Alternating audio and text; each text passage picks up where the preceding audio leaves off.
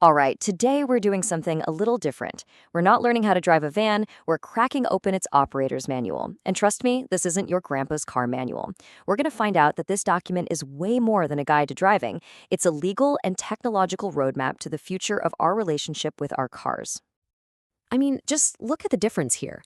Back in '85, you got this flimsy little 20-page booklet you just toss in the glove box and forget about. Today, you're looking at a 300-plus page digital document, and the focus has completely shifted.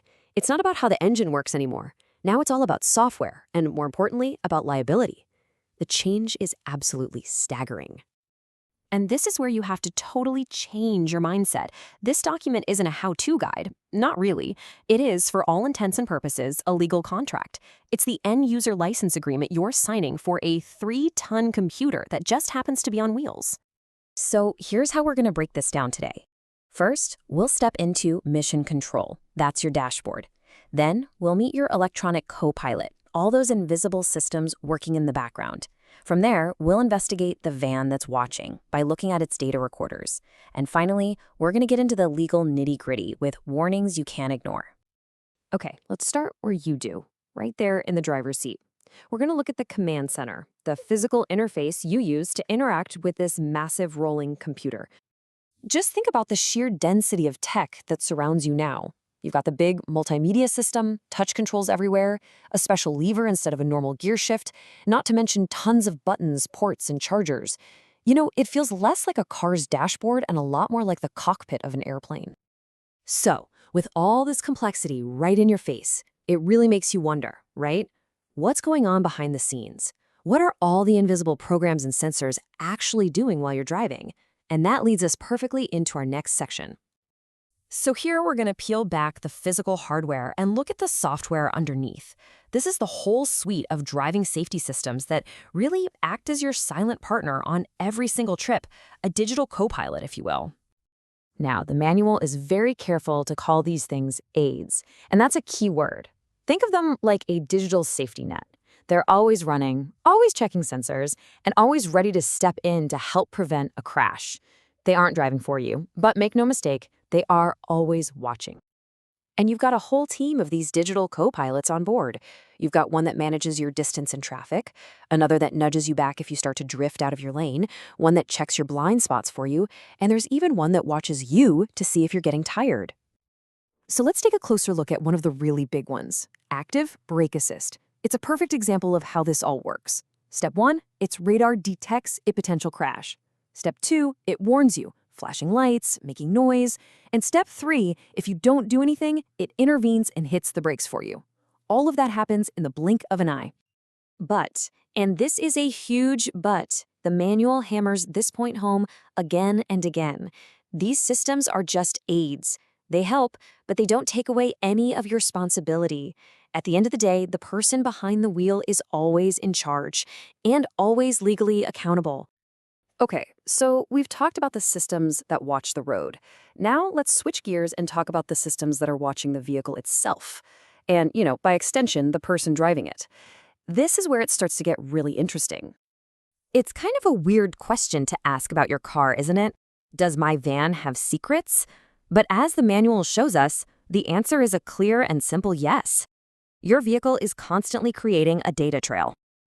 Yep, tucked away deep in that fine print is the definition of the Event Data Recorder, or EDR. You can just think of it as your car's black box. Its whole job is to capture a little snapshot of data from the moments right before, during, and after a crash. And the manual is super specific about what this EDR does, and more importantly, does not record. It logs technical stuff, like how fast you were going and if you were hitting the brakes, but it makes it clear it does not record personal information. No name, no location, no audio or video. So on its own, the data is totally anonymous. Ah, but here's the twist.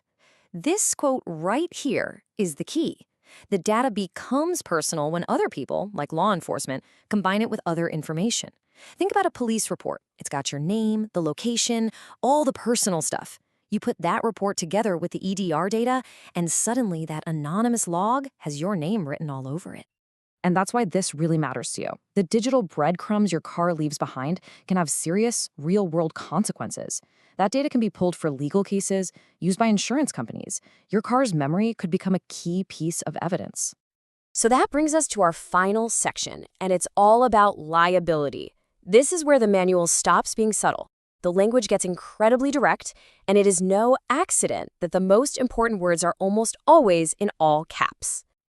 Take a look at this warning here. Now, on the surface, it seems like a simple, helpful safety reminder. But from a legal perspective, it's doing something else entirely. It's shifting responsibility from the manufacturer to you. This isn't just friendly advice, it's a direct instruction. And once you see it, you'll see this pattern everywhere. Risk of this happening. The solution? You need to do that. It consistently places the responsibility, the onus, on you, the operator, to prevent anything bad from happening. And look how detailed they get. I mean, a cigarette lighter, of all things. The warning is severe, risk of fire and injury, and the instruction to you is absolute. It really shows how thorough this legal protection is. So, just how thorough is it? Well, the word warning, in all caps, just like this, appears an estimated 500 times in the manual. 500. This isn't just about keeping you safe. It's about building a bulletproof legal case, one warning at a time. And here it is. This is where the whole thing comes together. Deep in the limited warranty section, it says it loud and clear. If damage happens because you didn't follow these instructions, well, you're not covered. So every single one of those 500 warnings is also a potential escape clause for the manufacturer's liability. Which leaves us with this final question to think about. Sure, you're holding the steering wheel, but as our vehicles transform into these rolling data centers, wrapped in hundreds of pages of legal warnings, it really makes you stop and wonder, who is really in the driver's seat?